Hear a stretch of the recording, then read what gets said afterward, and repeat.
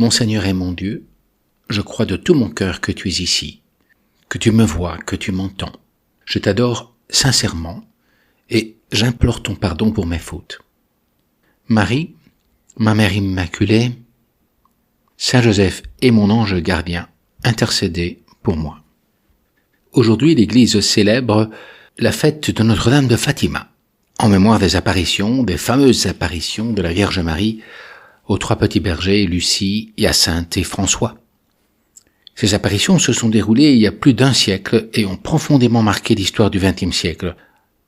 Elles sont comme des interventions, urgentes même, de Dieu, suite à l'insistance de notre Mère du Ciel, la Vierge Marie, qui savait que des temps difficiles allaient venir pour l'humanité et l'Église, qui sont dus à l'éloignement de Dieu. Beaucoup d'hommes s'éloignaient de Dieu. De fait, le pape Pie XII, qui a justement été ordonné évêque le 13 mai 1917, le jour même de la première apparition de Marie aux enfants de Fatima au Portugal, eh bien, ce pape Pie XII a connu les pires guerres de l'histoire de l'humanité. On n'a jamais tué et maltraité autant de gens dans le monde, disait-il, qu'au XXe siècle. C'est aussi le constat du pape Benoît XVI. Aucune époque n'a connu autant de batailles aussi cruelles et aussi sanglantes. Au XXe siècle, il s'est passé des choses pires que tout ce qui est arrivé auparavant. Ça nous rappelle bien entendu l'usage d'armes de destruction massive, comme les bombardements de gaz moutarde à Ypres en Belgique pendant la Première Guerre mondiale, et les 2 bombes atomiques sur le Japon, sans compter les énormes pertes dues aux épidémies de grippe, alimentées également par le manque d'hygiène et la guerre. Ces débarquements en Normandie qui ont été cruels et mortels, suivis de la contre-attaque, et surtout aussi des génocides, comme par exemple la Shoah, l'Holocauste, et plus tard au Cambodge, au Rwanda, la montée du terrorisme, les guérillas, les cartels de drogue et tant d'autres choses. Le XXe siècle est aussi la chute de grands empires, ottomans, russes, austro-hongrois, japonais, chinois, le Reich germanique aussi, qui voulait revenir en avant, et on peut dire également en pratique l'Empire britannique. Un siècle donc qui a vu les effets des philosophies et idéologies délétères, matérialistes et antireligieuses. Et mon Dieu, quand on voit tout ce siècle, et aussi le nôtre maintenant, avec cette montée du terrorisme, que de mal n'y a-t-il pas dans notre monde? Que d'atrocités, de massacres, de magouilles, de corruption, de mensonges, de manipulation des consciences, d'injustice, de débauche, de discrimination, etc., etc. Enfin, mon Dieu, comment fais-tu pour supporter tout cela? Oui, mais tu es aussi miséricordieux. Et ça, c'est ce qui peut nous sauver, justement. Miséricorde, ça signifie avoir la misère des autres dans son cœur. Dieu le Père, tu vois notre monde misérable, et tu compatis à nos misères, comme la conséquence inéluctable de notre éloignement de ta protection, de la lumière de tes enseignements, de la chaleur de ta charité, de ton amour. Et tu nous as invités, et nous invites encore aujourd'hui, à sortir des ténèbres, et à revenir vers ta chaude lumière. Loin de cette source lumineuse qu'est ton Fils, Jésus, que tu nous as envoyé justement par miséricorde, eh bien, nous voyons plus clair. Nous trébuchons, nous tombons dans le mal, nous mourrons dans nos misères. Tu es un Père de bonté, qui n'abandonne pas tes fils, même si nous, les hommes, nous nous sommes beaucoup éloignés de ta volonté. Et nous ne méritons peut-être plus d'être appelés tes fils. Tu es prêt à nous pardonner si nous nous convertissons, si ensuite nous revenons vers toi, Père, comme dans la parabole du Fils prodigue que nous a raconté Jésus, justement. Et c'est justement pour limiter et même éliminer ces désastres que tu nous envoies la mère de ton Fils et de tous les hommes, Marie, qui vient et nous invite tous, toi qui m'écoutes aussi, à réfléchir sur le sens de notre vie terrestre, sur l'existence de Dieu et d'une voie dorée et pacifique qu'il nous a ouverte et qui ne se trouve que dans Jésus, son divin Fils. Merci maman, merci Marie, d'avoir intercédé en notre faveur devant Dieu, comme tu l'avais déjà fait à Cana en Galilée. Et Dieu t'a une nouvelle fois écouté. Il t'a envoyé vers nous pour revigorer la foi et la confiance dans la miséricorde toute puissante de Dieu. Tu viens nous dire que notre futur est dans nos mains et que le seul moyen d'en sortir et de vaincre le mal se trouve dans la prière et le sacrifice amoureux, la charité bien vécue. Plus que toute personne céleste, tu passes ton ciel à faire du bien sur cette terre. Lourdes, Pontmain, Fatima, Banneux, Borin, Kibéo, etc.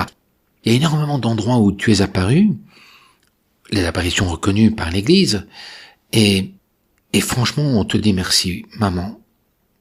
Et pour appuyer cette invitation à changer de vie, tu nous préviens, le 13 mai 1917, que Dieu fera un miracle puissant, à Fatima, le 13 octobre suivant, à midi, heure solaire. Un miracle tel que tout être humain, même le plus incroyant, aura l'occasion de se convertir, si son cœur cherche la vérité. Le phénomène extraordinaire, prédit des mois à l'avance, s'est produit lorsque les nuages se sont dissipés après une matinée fortement pluvieuse, sans que personne ne sache que le miracle serait céleste et qu'il durerait près de 10 minutes. Ce miracle, décrit comme étant celui du soleil tournant, eut lieu devant plus de 50 000 personnes, journalistes, athées, gens ordinaires, professeurs d'université, médecins, avocats, ingénieurs, agnostiques et quelques rares ecclésiastiques. Aucune explication scientifique ne résiste à une analyse comparative des témoins, jusqu'à plus de 30 km de distance, des données météorologiques et des photographies. Le journal Libre Penseur Oséculo en donne des informations et des photographies précieuses, et le célèbre poète ouvertement athée, Afonso López Vieira, l'observe émerveillé depuis sa véranda sur la côte, à 35 km, loin de toute possible suggestion de masse, en direction non pas du soleil, mais des montagnes de Fatima, et il se convertit au christianisme le jour même. Et il composera plus tard le fameux hymne à Notre-Dame de Fatima. Marie, merci pour ce miracle extraordinaire, ce show aérien de lumière. Mais, en fait, tu viens surtout pour nous demander de changer de vie, de revenir vers Dieu, chacun personnellement, et ensemble, collectivement aussi, en reniant le matérialisme athée et en se mettant sous ta protection, par la dévotion des premiers samedis et la consécration à ton cœur immaculé, en particulier aussi celle de la Russie. Et tu nous préviens même que si notre vie s'approche de Dieu, et si nous parlons avec lui comme un fils confiant et fidèle, nous pourrons obtenir de Dieu de grandes grâces pour le monde, pour le cœur des hommes et pour nous-mêmes.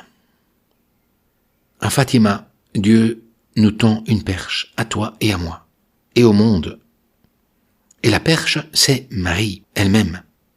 Écoutons donc son message et mettons-le en pratique, vivons-le.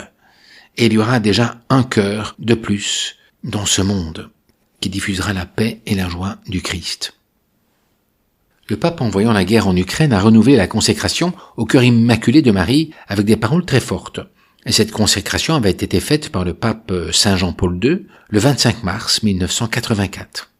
Et le monde a fort changé politiquement après. Mais nous ne pouvons pas simplement nous reposer sur cet accomplissement d'une des promesses de Marie. Il est trop commode de penser que cette consécration faite par le pape et les évêques suffirait pour changer notre monde en un paradis terrestre comme par un coup de baguette magique.